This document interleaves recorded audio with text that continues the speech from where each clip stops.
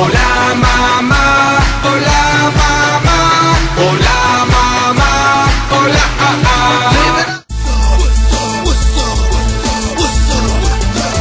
Episode 5 of Are You Two Sisters? This is actually, it's about a signing. It took place on July 16th to 2012 in Las Vegas, Nevada. First, a little backstory. We have been going through some really rough times. But we were both unemployed. I just had knee surgery. Still got a busted knee. Looks like I'm probably going to have surgery again. We're going through some family issues. Drama. I mean, it was so stressful. You know, we weren't eating. We barely were sleeping. It was just very a stressful time. At this point, we were thinking about getting away for a day. We were kind of we have friends in Vegas. Yes, we knew Raw was going to be out there because it was episode 999. One episode away from 1,000. Of Raw. We knew they were going to be in Vegas. We had some friends out in Vegas, so that's usually our go-to place when we get stressed out. Because for some odd reason, we used to live in Vegas, and we know our way around Vegas, and it's kind of like, if it's not Vegas, it's usually the beach, but we were like, should we go, should we not go? WWE's there, we should go, but we were like, we only had like $50 to our name, if that, and it was kind of like, do we have enough gas? Are we able to do it? You know, we were really looking at... About like midnight that night, we decided that we were going to go because there was a signing. Cody Rhodes announced that he was going to be signing that day. We figured, hey, you know what, we'll go out, at least we get to meet Cody, because she's a huge Cody fan. I like Cody, so we were like, why not? So, little did we know that little decision would change the rest of our lives. Not the rest of our lives, but... That's not like a stream, I'm sorry. But it was going to... You know, we also had a friend that was going to be flying out for access. We didn't have money to pay for anything. And little did we know that little decision was going to change everything in a big, big way. Let me tell you, we went to bed at midnight and got up at 4 the next morning to do the 6-hour drive out there, to be there on time, and then we were going to drive back that night. Not the smallest move, but yeah, it was totally worth it. And you'll see that coming up. Yeah. So stay tuned. priceless. Oh baby, I'm priceless. Me with Cody, he's kind of like the priceless person. That's why and you'll see why here when you hear about our meeting, why he's the priceless person. They had a kind of a weird setup when you got there. They had this like trailer thingy. It was like a really small trailer, and honestly, I don't think I would have watched it to go up there. You had to climb up the steps, and he was up there and he was signing, and it was air conditioned, which was great because it was really hot outside. Yeah. First off, if you ever get a meeting at the National Guard, go, because they give you tons of free stuff. We used to have free water. You get free water, free T-shirts, free posters, free lanyards. The T-shirts were obviously, and I bought more of those T-shirts because it was awesome. But basically, you know, I'm still on crutches. You know, I'm technically supposed to be still on crutches. I am. I sneak around, but anyways, when it was our turn, they were like, oh, you know, do you think you can go up those steps? And I got close, and I was kind of looking at the steps. The thing is, like, don't you want to go first? I'm like, I'm not going up there first. Yeah, she won't go first, and I'm looking at the steps, and I'm like, there's no way I'm going to be able to go up these steps. And Cody was really funny, because you can hear him up in the trailer, and he was like, you know, if you don't want to come up here, I'll come down. And I was like, it's not like I don't want to, it's more of like I can't. And he peeks around the door, and he sees it on my crutches. He's like, oh, no, you stay there. I'm going to come down to you. So he grabs, like, the stack of papers in his shop, and he comes walking down, and I'm like, oh God, here he comes, oh God, oh God. I'm like hanging onto her, I'm like, oh God, here we go, oh God, here we go. The thing was we had told the National Guard guys, because we were the first ones there, we were talking to the National Guard guys. And we told them about how we drove the 6 hours. About how we drove 6 hours, and so, you know, Cody came down, and he's like the nicest guy, you know. I introduced Dawn, because Dawn was... He came up when he stuck his hand, and I said, hi, I'm Cody, so Melissa shakes his hand, and she's like shaking it, he's like... He won't look over her hand, and she's like, oh, I'm Melissa. Yeah, that's one thing about Cody Rhodes, is he's so, you know, when you meet him, it's very much like a first time meeting someone. You know, he'll introduce himself, and he'll wait for you to introduce yourself back. And, you know, I introduced myself, and I introduced Dawn, because like, she wasn't talking. Yeah, he shook my hand, he's like, hi, I'm Cody. I'm like, hi. I'm like, I just, like, dropped. Like, all I got was hi, and then it just, like, dropped. And I'm like, I was like, this is Dawn. She's a big fan. And, so basically what happened... She's like, she's nervous, and he's like, you don't have to be nervous. But that's what they say all the time. Oh, you don't have to be nervous. It's like, really? You tell me I can't be nervous? And but we were taught, you know, we were sitting there, and at that point the National Guard guy goes, yeah, you know, these two drove 6 hours for you, Cody, and he could not get past that. He was like, 6 hours? You drove 6 hours for me? And we were like, yeah. And we were like, yeah, and we were talking to him, and he goes, you going to the show tonight? I guess he assumed that we were probably going to the show, and we were like, no, we don't have the money to go to Raw, which was the truth, and so he was very much like, he just could not get past the fact, and she was like, we got up at 4 in the morning to be here, and he's like ready to like live, like, oh, near Bakersfield. He just could not get past the fact that we jumped in a car and we drove 6 hours to meet him. Yeah. He could not get past it. He was like, are you serious? We were like, yeah, we drove that far. And he's like, where do you guys live? Like, and I was like, oh, we live near Edwards Air Force Base. I'm like, oh, near Bakersfield. And he was like, oh, well, we're always in Bakersfield. Why are you coming all the way out here? And we were like, well, we're big fans and, all this stuff. And he was like, well, we go to Bakersfield all the time. And I was like, I know, we know. We know. And all of a sudden he goes, well, next time would be in Bakersfield. And I immediately was like, well, August 21st, because that was the show we were saving up to go with her friend. With my friend. We were trying to save up money to buy tickets, and I kind of got sheepish because I realized he was asking me assistant, I just jumped in there. I was like, oh, I'm sorry. I was like, we're saving up money to go, and all of a sudden he goes, no, don't save up. And I was kind of like, what? Like I kind of looked at Dawn, and Dawn looked at me, and we were like, what? And he's like, I'm gonna take care of you.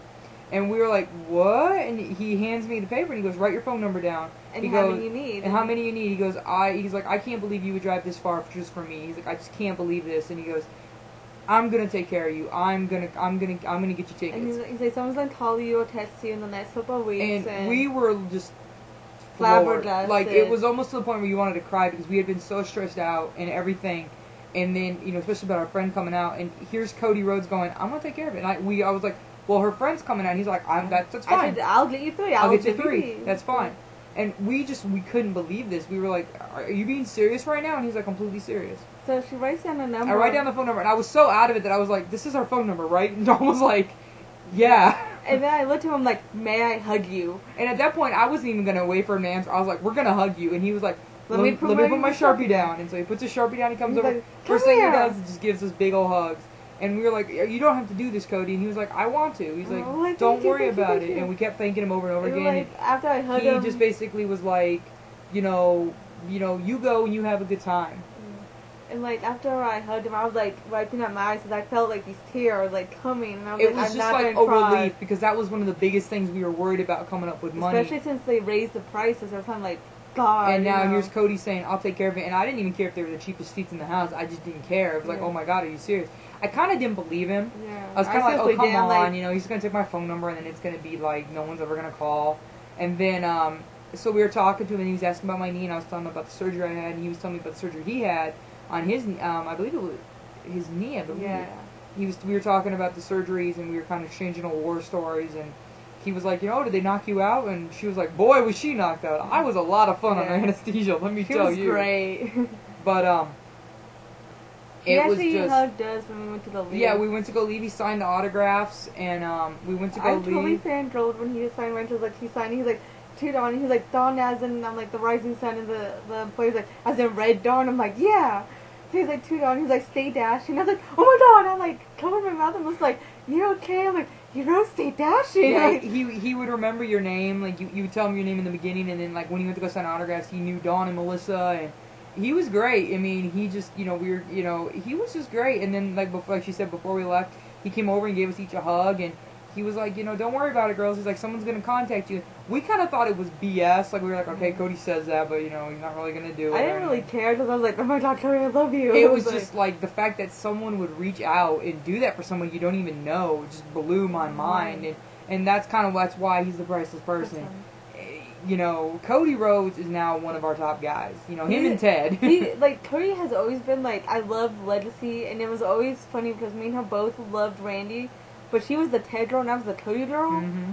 But this past year, it's been we're both now Ted and Cody girls. It's kind of, evened out, but, I still favor Cody more than she does, and she tends to favor Ted more than I do, but it's still, we both have equally respected the other person. It's crazy for Cody to just be, I just, things like that don't happen to us, and for him to just, out of nowhere, be like, I'll take care of it, and it was like, are you serious? And he was like, yeah, I'm totally serious, and I couldn't believe, I was just like, we called her friend, and her friend was freaking out. My friend was at work, and she's like, she literally, like, she has a desk that I watch, and she's like, I stood up and was like, I'm going outside, and she's like, her friend had never been to a taping, and now her friend was going to go to a taping, her very first taping, courtesy of Cody Rhodes. And like the last time she went to an event was like 2006, so she hasn't been to one in years. I mean, it was just, I just can't get over that. For someone to reach out, I mean, Cody Rhodes will always have my mad respect and just, mad appreciation. He just to reach out and be like, hey, I'll do this for, and we didn't expect anything. We didn't ask for it. We didn't.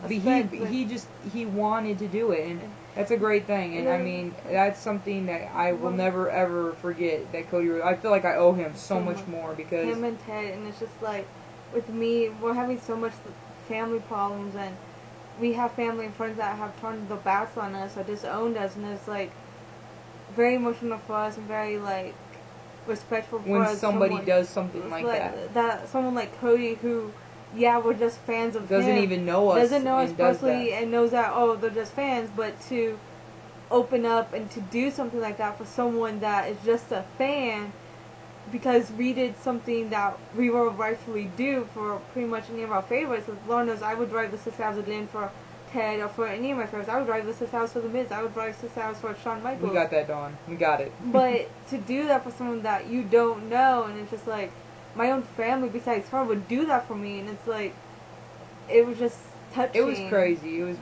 very emotional, and on a personal note, it was kind of funny because, we were having such a hard time, and then literally when we came home from Vegas that day, the next day I got a phone call, and I got hired on a job that week, and I got a job, and I'm working now, and we have money coming in. I'm not going to say Cody Rhodes played a part in it, but it seemed like that was definitely the thing that turned everything around for us. And I just, I feel like I owe Cody so much more. I don't think he realizes what he did on a personal level for us to do that, and it just was great. I mean, you could say what you want about Cody Rhodes, but I'll go up to bat for him and Ted. Just when you do something like that, it's an amazing thing, and for him to go out of his way will be something I'll never forget. I can't say thank you or enough for him, or express how grateful I am for him.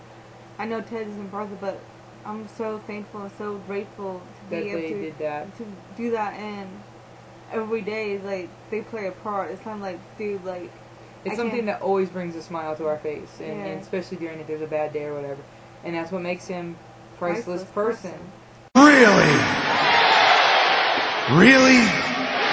This is a really moment. Really. This really moment is about the signing per se.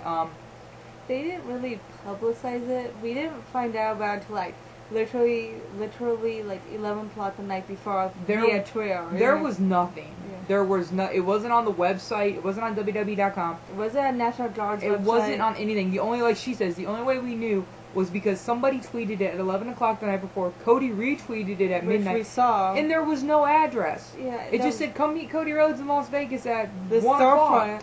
And that was it. At this storefront. We're like, what storefront? It didn't even say National Guard. It just said A&G. Yeah. Nobody knew what it was. The only way we found out was we got out there, and then I literally called every National Guard in the phone book, and then finally someone was like, oh, yeah, it's over here.